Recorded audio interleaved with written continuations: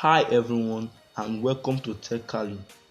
Today we'll be talking about the new Google Pixel 6.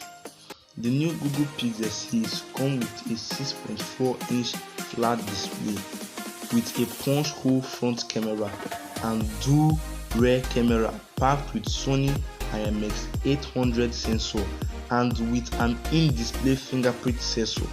Plus, it supports wireless charging. The phone will come with a unique new design based on Google. The Pixel 6 comes with dual camera sensor and an unknown sensor next to the flashlight.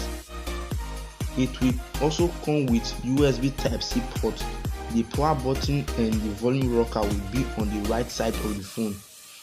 Pixel 6 will come with two stereo speakers and the phone will measure 158.6 by 74.8 by 8.9mm and the camera bump is 11.8mm with the SIM card slot on the left side of the phone. The new Google Pixel 6 will come with Android 12 out of the box and some pretty new features and new design introduced by Google for this year Pixel. This is all we know about the Google Pixel 6.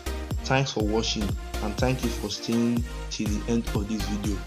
Love you. See you on the next one. Peace out.